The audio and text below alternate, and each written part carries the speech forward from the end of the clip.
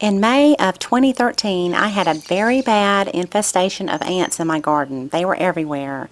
And I had so many viewers ask how I got rid of my ants, and I just have not had time to put together this video because I really wanted to go into detail about why you have ants in your garden and not just how to get rid of them. So this particular growing season, as I mentioned, there were a lot of ants in my garden. I actually took this opportunity that summer to study different kind of behaviors of insects, beneficial and the bad insects. And I left a lot of bad insects in my garden just so I could educate myself. So this is one part of what I learned. And as you can see here, this broccoli plant was completely infested with aphids. I also noticed a high population of ants around the aphids. And when you see that, when you see ants, most likely they are protecting some of the bad plant-sucking insects in your garden.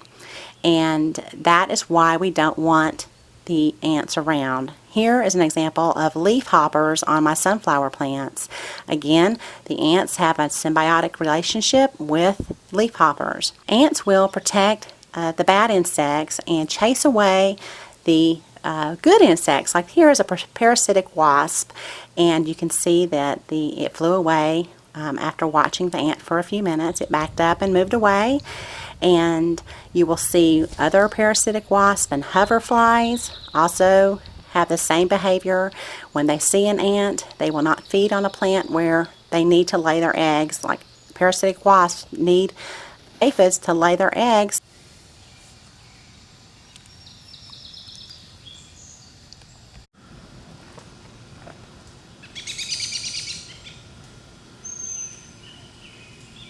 Now here's a ladybug.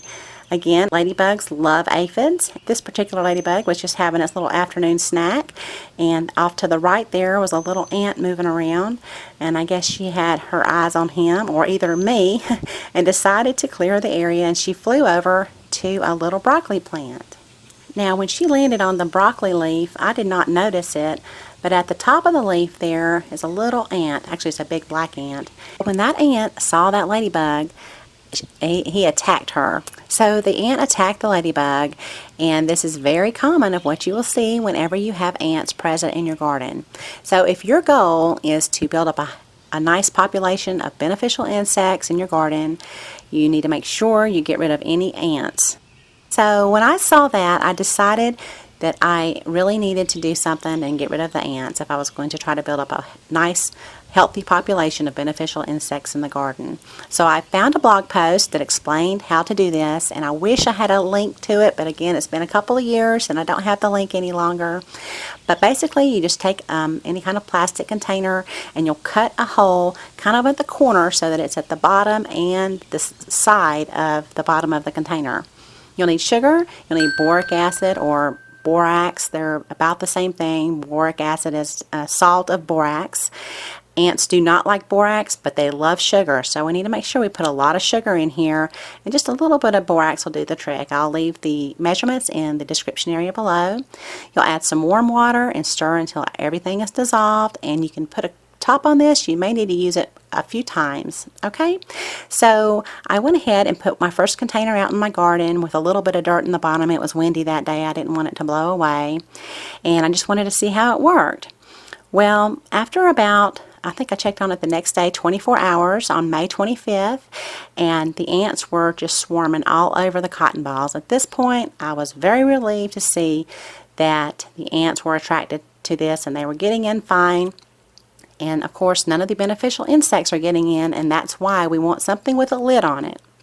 You've got to have an easy way for the ants to get inside the container, but you don't want bees in there feeding on this too. Okay, now obviously a bee could go down in there and fly up around in there, but it's going to be very hard for bees or your good insects to get in here when you do it this way. Okay, so I just continue to check on them, and like I said, this was the next day. I had tested it with 2 different containers, and the ants were just loving it. So when I saw how well it was working, I went ahead and made several containers to put all through the garden. And I like to use the clear ones just so I can see the activity inside the container without disturbing the ants. So that's why I use these particular containers. So I just basically set them all through the garden, and they worked great.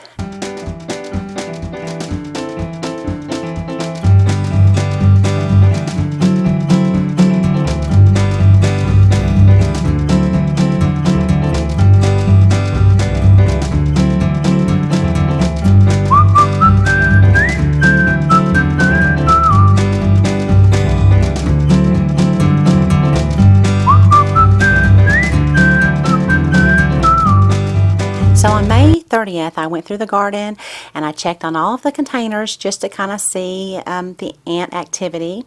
About 3 days after I initially put these out, I did re-soak the cotton balls and put them back in the container just to make sure that they wouldn't dry out. And I noticed a huge drop in the population of the ants. I think I only saw just a few, and those were mostly on the little sunflower plant with the leafhoppers. There was just 2 or 3 on there. So I was very pleased with the results. So I went ahead and soaked the cotton balls again, and I left them in the garden, and my ant problem was solved. So I hope this helps you in your own garden at home. I was very pleased with the results. I had a lot of beneficial insects flying around. I had butterflies and more wasps and ladybugs, but no ants, and this is what you want to see. So I hope you can try this out. Let me know how it works for you, and if you enjoyed the video, a big thumbs up would be appreciated, along with a share on your favorite social media. I'd appreciate it a lot. Thanks so much for watching, and have a beautiful day.